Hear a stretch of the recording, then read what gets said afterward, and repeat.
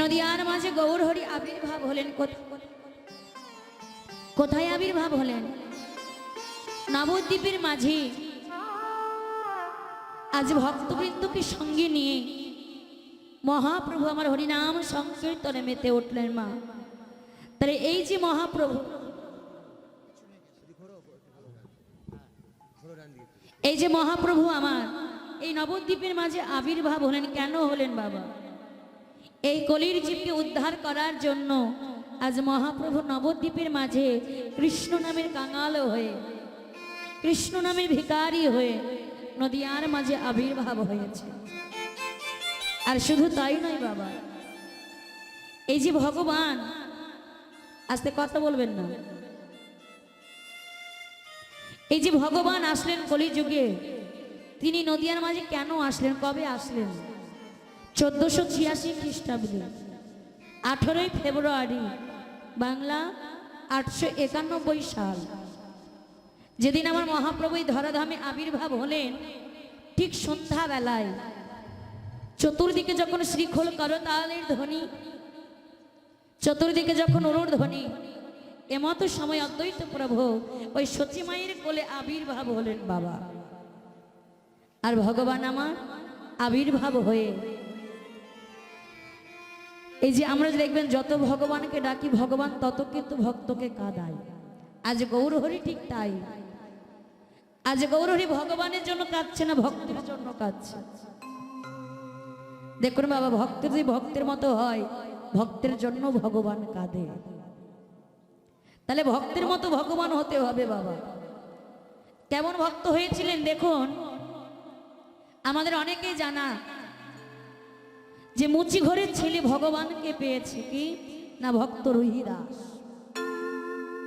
তাহলে মুচি ঘরের ছেলে ভক্ত রুহিদাস কেমন করে ভগবানকে পেলেন বাবা? কে রুহিদাস? যে যার জন্য ভগবানও কেঁদেছিল, ওই ধর্মরাষ্ট্র যুধিষ্ঠির সেবা দিয়েছিল। আর এই রুহিদাসের কথা জানতে হলে আগে আমাদের রামদাসের কথা শুনতে হবে বাবা। তাহলে এই রামদাসটা কি? দেখো, এই ছোট্ট রামদাস জন্ম নেওয়ার আগে রামদাসের বাবাটা মারা গেলেন। জন্ম নেওয়ার আগে রামদাসের বাবাটা মারা গেলেন বাবা, দেখুন। আর ওই রামদাস জন্ম নিতে না নিতেই রামদাসের মা রামদাসকে জন্ম দিয়েই মারা গেল বাবা। সদ্যজাত ছিল এমন বাবা, দেখুন, এমন দুঃখ যেন শত্রু না দেয় ভগবান। ওই ছোট্ট রামদাস জন্মাবার আগে বাবাটা মারা গেল, আর আজ জন্ম দিয়ে সাথে সাথে মাটাও মারা গেল। পাড়ার প্রতিবেশীরা সবাই মিলে এসে বলছে ছেলেটা একটা অলক্ষণের ছেলে, অপায়া। জন্ম নেওয়ার আগে বাবাটাকে খেয়েছে, জন্ম নিয়ে সাথে সাথে মাটাকেও খেয়ে নিল।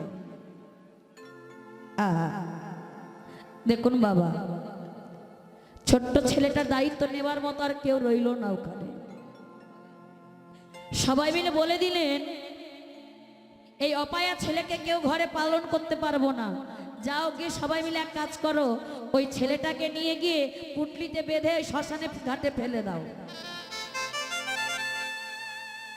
যেই নামা, দেখুন মা, যে ছেলেটা সদ্যজাত জন্ম নিল সেই ছেলেটাকে দায়িত্ব নেবার মতো কেউ নাই।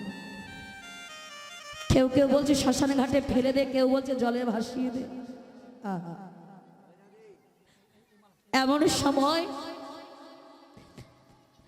ওই গ্রামের এক বুড়িমা, যার কেউ নাই, সেই বুড়িমা বলছে ওগো ছেলেটাকে তো তোমরা গঙ্গার জলে ভাসিয়ে দেবে, আমার তো কেউ নেই, ছেলেটাকে যদি আমার করে দিতে আমি ছেলেটাকে মানুষ করতাম। সবাই মিলে বললো ভালোই হলো, ছেলেটা যখন ওই বুড়িমা দায়িত্ব নিল ওই বুড়িমাকে দিয়ে দে। বুড়িমা বাবা ভিক্ষা করে মাদুকুরি করে সংসার চালাতো।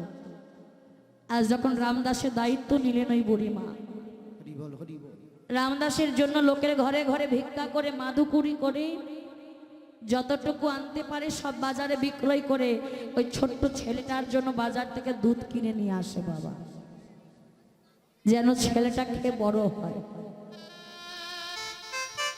যার নিজে এক মুষ্টি খাবার জোগাড় করতে লোকের ঘরে ঘরে হাত পেতে বেড়াতে হয়, সে কিনা বাবা অন্যের দায়িত্ব নিয়েছে। দেখুন, এটাই হয়। যার নেই সে দেওয়ার জন্য আকুলি বিকুলি করে, কিন্তু যার আছে সে কিন্তু দিতে চায় না। ওই বুড়িমাটা লোকের ঘরে মাদুকুরি করে করে ছেলেটাকে মানুষ করছে দেখুন। আর ওই বুড়িমা যখন মাদুকুরি করতে যেত ছোট্ট ছেলেটা আস্তে আস্তে বড় হচ্ছে। ও মায়েরা, আমাদের সকলের ছেলে মেয়ের দেখবেন খেলার সঙ্গী আছে।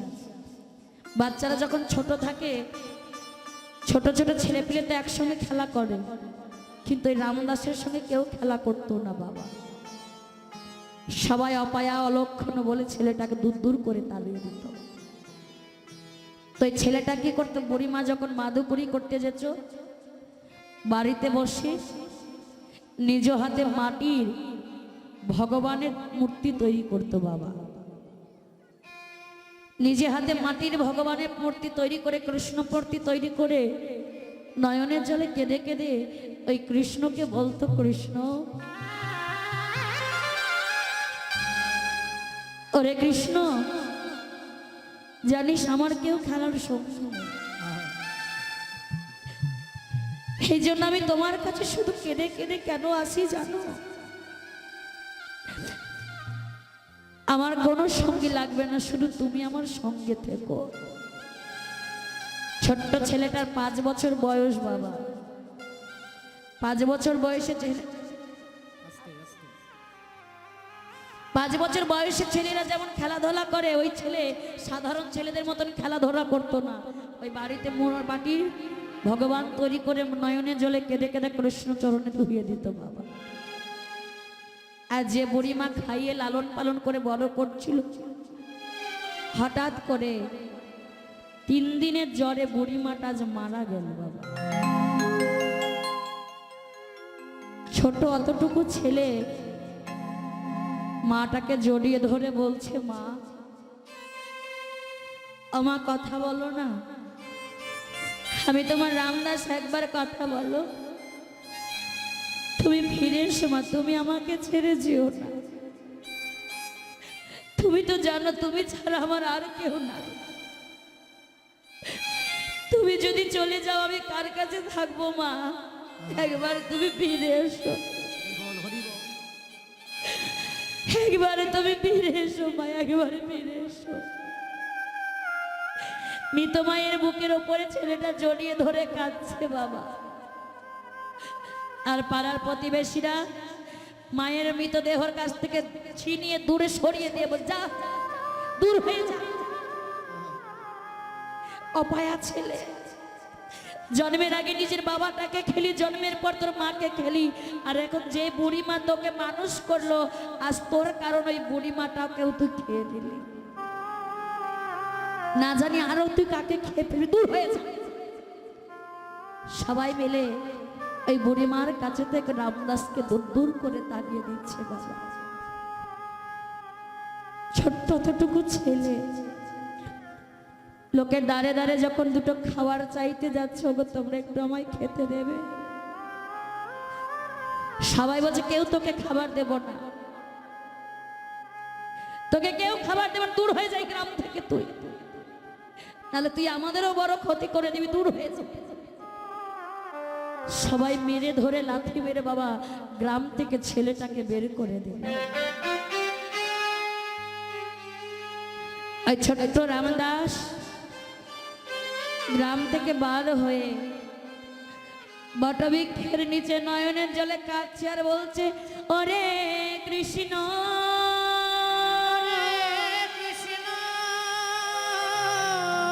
কৃষ্ণ রে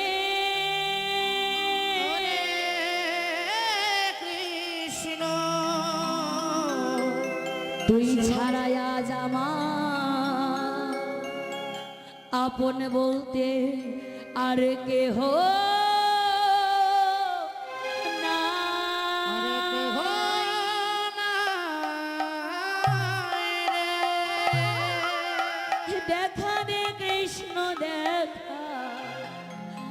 দেখা দে, দেখা দে,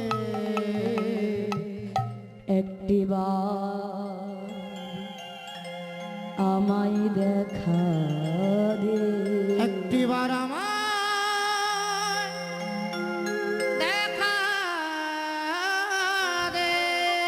দুটি নয়নের জলে কেঁদে কেঁদে ওই ছোট্ট রামদাস যখন কৃষ্ণ কৃষ্ণ বলে কাঁদছে,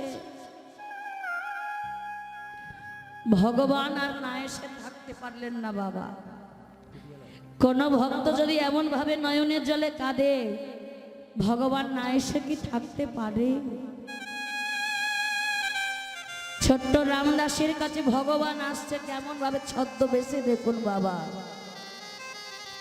চামড়ায় ভাঁজ পড়ে গেছে,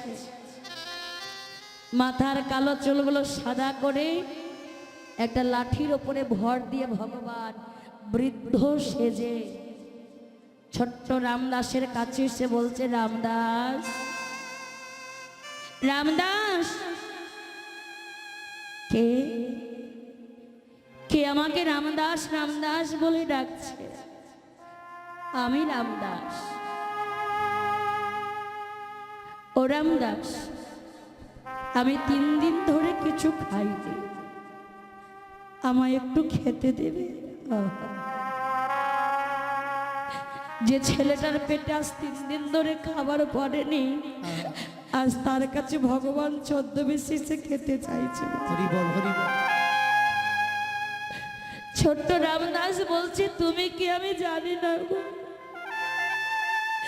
তবে তুমি যে আমার কাছে খেতে চাইছো, জানো আমি নিজেই 3 দিন ধরে কিছু খাইনি, আর খিদের জ্বালাতে আমি চলতেও পারছি না।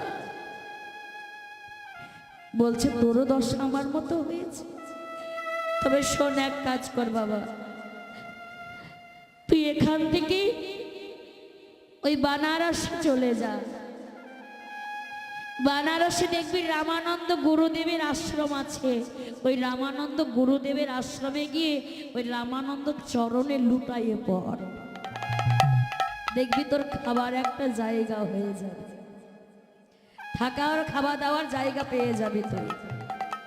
ছোট্ট 5 বছরের ছেলেটা ওই বাবা ভগবান এসেছে, ভগবানকে দেখেও ছোট্ট রামদাস চিনতে পারলেন না,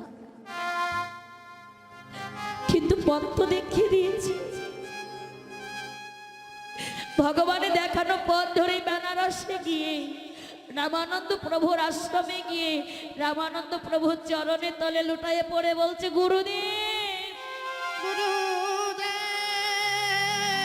গুরুদেব, কে তুই? কে রে আমার চরণে এমন করে লুটিয়ে পড়লি? কে? ওর বাবা, ওর। থাকিস কোথায়? তোর কেউ নেই?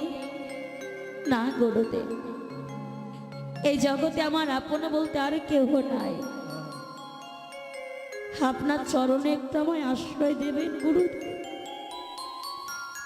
শোনে বাবা, আমার আশ্রমে থাকতে হলে এই আশ্রমে থাকার একটা শর্ত আছে, তুই কি পারবি থাকতে? ছোট্ট ছেলেটা বলছে, গুরুদেব আপনি যা বলবেন আমি তাই শুনব, তবে শোন বাবা, যদি আমার আশ্রমে থাকতে হয় তোকে আমাকে মুষ্টি ভিক্ষা করে এনে দিতে হবে। মুষ্টি ভিক্ষা কাকে বলে মা? একসঙ্গে গোটা পাড়ার ভিক্ষা করে আনাকে মুষ্টি ভিক্ষা বলে না, মুষ্টি ভিক্ষা বলে তুই যে 3 বাড়ি থেকে এক মুঠো করে 3 মুষ্টি ভিক্ষা এনে আমায় দিবি, আর সেই ভিক্ষার মাদু করি আমি দিয়ে আমার ভগবানের সেবা লাগাবো।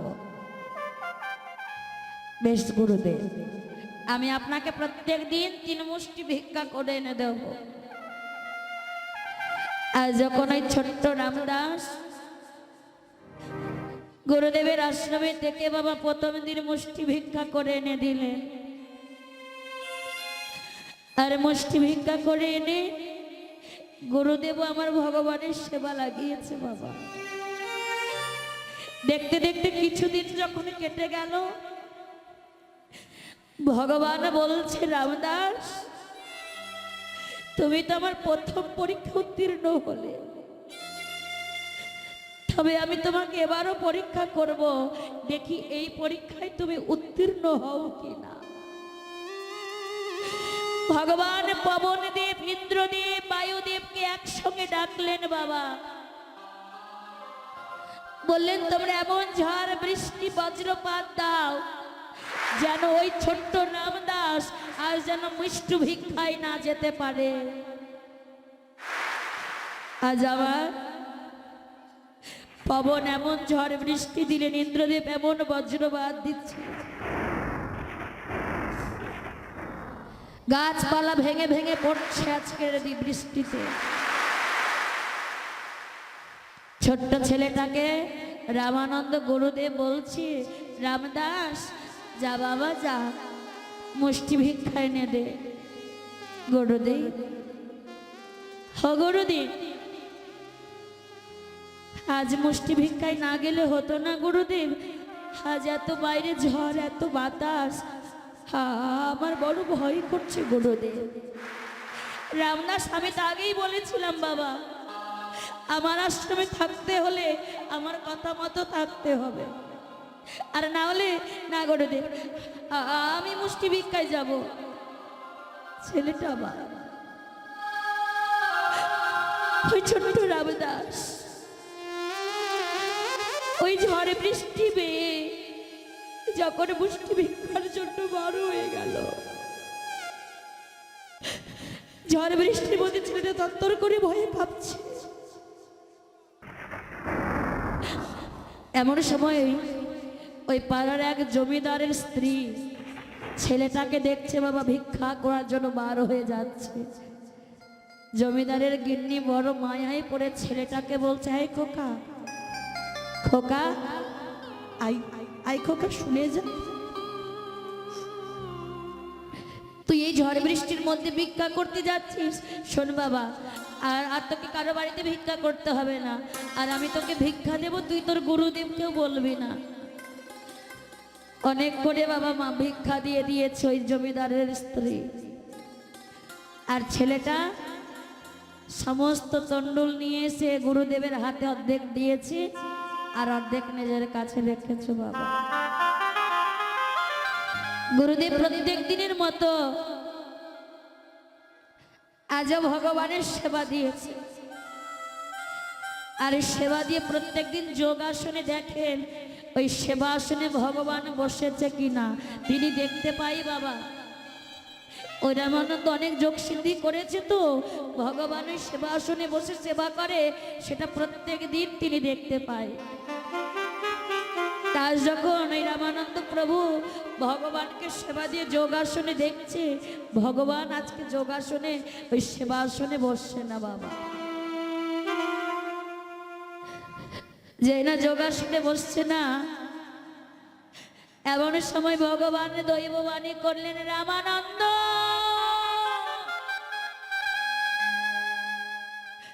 রামানন্দ, প্রত্যেক দিন তুমি মুষ্টি ভিক্ষা দাও বলে আমি তোমার ঘরে সেবা করি, তোমার আশ্রমে আসি, আজ তুমি আমায় মুষ্টি ভিক্ষা দিলে না রামানন্দ, তাই আজ আমি তোমার এই আশ্রম ত্যাগ করলাম। আজকের পর থেকে আমি তোমার আশ্রমে আর কোনোদিন আসবো না, আসবো না, আসবো না।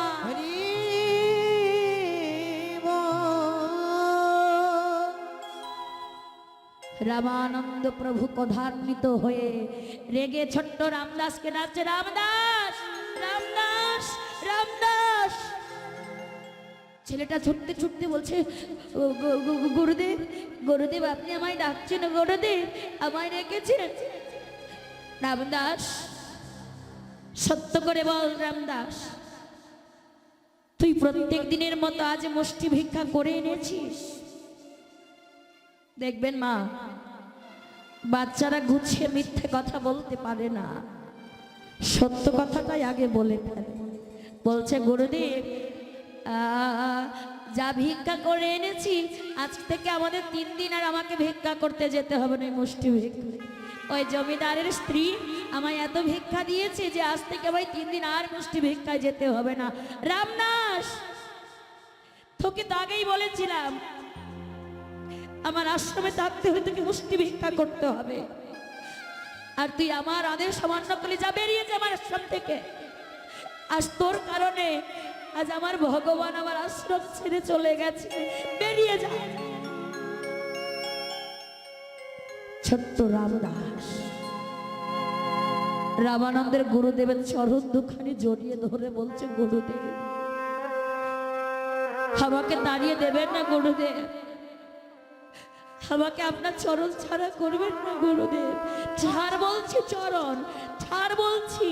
যেই না বলেছি বাবা চরণটা যখন ছাড়ছে না, ওই রামানন্দ গুরুদেব এমন জোরে এক লাথি মেরেছে ছেলেটার পিঠে,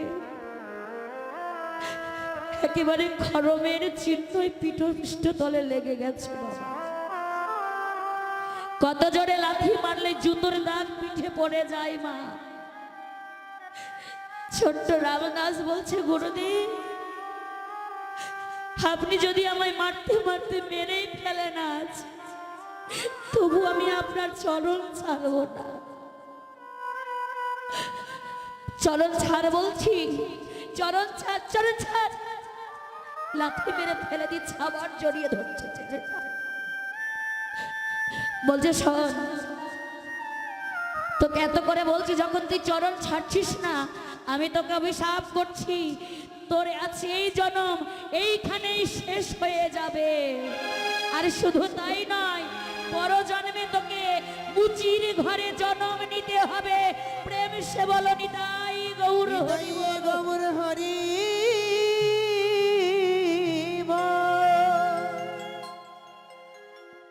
যেই না বলেছে তোর জন্ম এইখানেই শেষ।